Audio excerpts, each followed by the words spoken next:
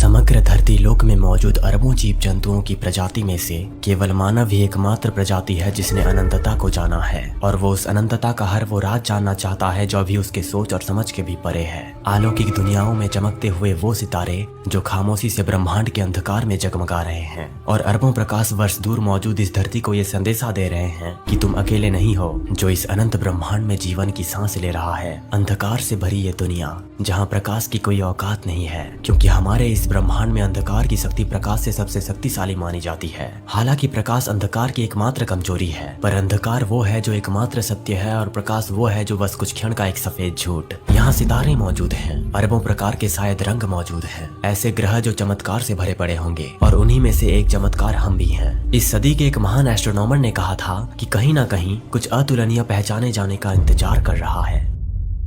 युगों से भारत उपमहाद्वीप में रहने वाले लोग उस महान शक्ति की पूजा करते आए हैं जिसे प्रकृति कहा जाता है। इन्होंने हर एक चीज में भगवान ढूंढ लिया। अग्नि के तेज से चमकते हुए उस सूरज से लेकर ठंडी खूबसूरत रोशनी प्रदान करने वाले चंद्रमा तक, धरती में मौजूद पावन माटी से लेकर खाद्य पदार्थ देने वाले पहाड़ों, जंगलों और वृक्षों तक, पावन अग्नि से लेकर तेजोमय प्रबल वायु तक, मानव को जीवन देने वाले खेतों से लेकर अपने जानो वाहनों तक, गाय और बैल से लेकर गगन में उड़ने वाले पक्षियों तक, दुनिया की हर एक छोटी से छोटी चीज से लेकर हर वो बड़ी चीज को वो पूजते हैं जिनकी प्राचीन शिक्षाएं आज भी दुनिया भर में कायम हैं। हिंदुओं के वो महान पूर्वज जिन्होंने दुनिया को चेतना, शक्ति, धर्म, कर्म, दुनिया और ब्रह्मांड का वो ज्ञान प्रदान किया था जो बिल्कुल अमूल्य है और जिन्हें मैं शब्दों में बखान नहीं कर सकता। ना तो किसी चीज का जन्म होता है और ना ही किसी चीज का अंत होता है। सब पहले से हर वक्त मौजूद हैं, बस वो चीज किसी दूसरी चीज में परिवर्तन होती रहती है, जिसे देखकर हम सोचते हैं कि इसका अंत हो गया या इसका जन्म हो गया। ब्रह्मांड असल में है क्या? कैसे बना ये अनंत लोक? क्या है ये अनंतता? आज विज्ञान नहीं, आज आप जानोगे दुनिया के सबसे पुरातन धर्म के पुरातन ग्रंथ में मौजूद वह गूढ़ ज्ञान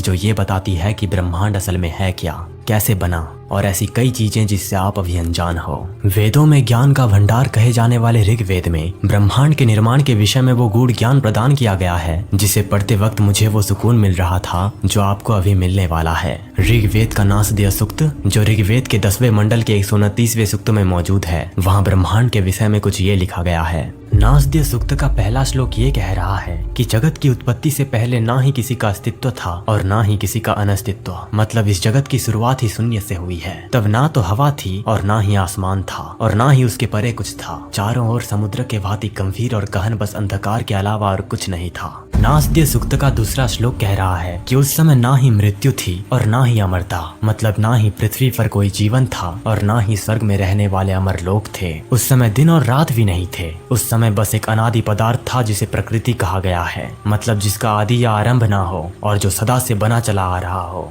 तीसरा श्लोक जो ये कह रहा है कि शुरू में सिर्फ अंधकार में लिपटा अंधकार था और वो जल की भांति अनादि पदार्थ था जिसका कोई रूप ही नहीं था, अर्थात जो अपना आयतन न बदलते हुए अपना रूप बदल सकता था। फिर उस अनादि पदार्थ में एक महान निरंतर तप से वो रचयिता परमात्मा या भगवान प्रकट होता है। फिर चौथे श्लोक में लिखा गया है कि सबसे पहले रचयिता को कामना, विचार या भाव आता है सृष्टि रचना करने का, जो कि सृष्टि उत्पत्ति का पहला बीज था। इसी तरह रचयिता ने विचार कर अस्तित्व और अनस्तित्व की खाई पाटने का काम किया।